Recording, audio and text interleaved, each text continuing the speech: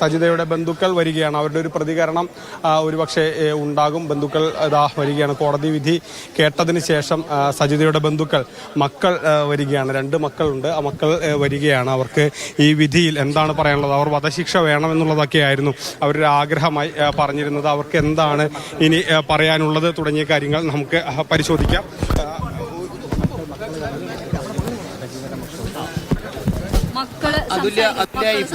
അതിലെ ഇപ്പോൾ ഇരട്ട ജീവപര്യന്തത്തിനാണ് ചെന്താമരയെ ശിക്ഷിച്ചിരിക്കുന്നത്.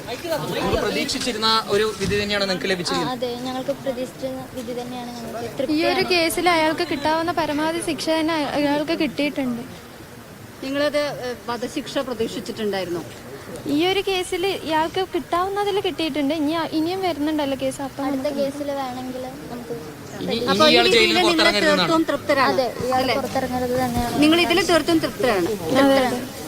ഇനി ജാമ്യമോ പരോളോ കിട്ടരുതെന്നാണ് ആഗ്രഹിക്കുന്നത്. അതെ, പരോളോ ജാമ്യം കിട്ടരുതെന്നാണ് ആഗ്രഹം. അങ്ങനെ വന്നാൽ ഇപ്പോഴും ഒരു ഭയത്തിൽ തന്നെയാണ് അല്ലേ?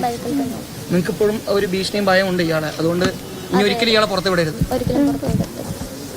അതുപോലെ ഈ കോടതിയിൽ പോലും നിൽക്കുമ്പോ ആ പേടി ഉണ്ടായിരുന്നോ? ഉണ്ടായിരുന്നു. അയാളെ ഞങ്ങളുടെ അടുത്ത് തന്നെയായിരുന്നു. പേടി ഉണ്ടായിരുന്നു. പക്ഷെ ഞങ്ങൾ ഈ കേസിൽ ഭയങ്കര തൃപ്തിയാണ്. കോടതിയിലേക്കായാലും ഒരുപാട് നന്ദി ഉണ്ട്. ഞങ്ങളെ ഹെൽപ്പ് ചെയ്ത എല്ലാവർക്കും ഇനിയിപ്പോ തുടർ മേൽക്കോടതിയിലൊന്നും പോകേണ്ട ആവശ്യമില്ല. വേണ്ട വേണ്ട വേണ്ട. ഈ കേസിൽ ഇനി അടുത്ത കേസിൽ വേണ്ട ശിക്ഷ അയാൾക്ക് ലഭിക്കട്ടെ. സജിതയുടെ അമ്മ വന്നിട്ടുണ്ടോ? സഹോദരി വന്നിട്ടുണ്ടല്ലേ? എന്താണ്? എന്റെ മക്കൾക്ക് നാളേക്ക് എന്റെ മക്കൾക്ക്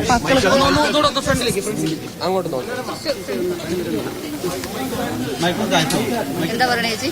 എന്റെ മക്കൾക്ക് അമ്മയും അച്ഛനും ഇല്ലാണ്ടാക്കിയതാണ്, അഡ്രസ് ഇല്ലാണ്ടാക്കിയതാണ്. ഇനി സർക്കാർ എന്തെങ്കിലും ഒരു ജോലി മക്കൾക്ക് കിട്ടണം എന്നുള്ളത് ഞാൻ അപേക്ഷിക്കുകയാണ് മക്കൾക്ക്. പിന്നെ അച്ഛനമ്മയ്ക്കും വയസ്സായതാണ്. എനിക്ക് ആങ്ങളമാരില്ല. എനിക്ക് 2 പെൺകുട്ടികളാണ്. അതുകൊണ്ട് എന്റെ മക്കൾക്ക് ഒരു സർക്കാർ ജോലി, സംരക്ഷണം മക്കൾക്ക് ജോലി കൊടുക്കണമെന്ന് പറയും. ഇപ്പൊ നഷ്ടപരിഹാരം കൊടുക്കണം എന്നൊക്കെ കോടതി പറഞ്ഞിട്ടുണ്ട്. പറയുന്നുണ്ട്. അടുത്ത കേസും കൂടി വരുമ്പോ നമുക്ക് ഇപ്പൊ ജീവിക്കാൻ പോലും വലിയ ബുദ്ധിമുട്ട് തന്നെയാണ്. അച്ഛനമ്മേന്റെ കൂടിയാണ് ജീവിക്കുന്നത്, അപ്പാപ്പൻ അമ്മേന്റെ കൂടി. പക്ഷെ അവർക്കും വയസ്സായ ആൾക്കാരാണ്. അപ്പൊ കുട്ടികൾക്ക് എന്തെങ്കിലും ഒരു ജോലി കൊടുക്കാൻ നേരത്തെ സർക്കാർ ജോലി എല്ലാവരും പറഞ്ഞിട്ടുണ്ട് ജോലി കൊടുക്കാന്ന്. പക്ഷെ ഇതുവരെ ഒന്നും ആയിട്ടില്ല. അതും കൂടി മക്കൾക്ക് ഒന്ന് നോക്കണം.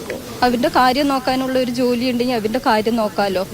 അതുകൊണ്ട് ഇതിന്റെ കൂടെ എല്ലാവരും നിങ്ങൾക്കും ചാനലുകാർക്കും എല്ലാവർക്കും നന്ദി.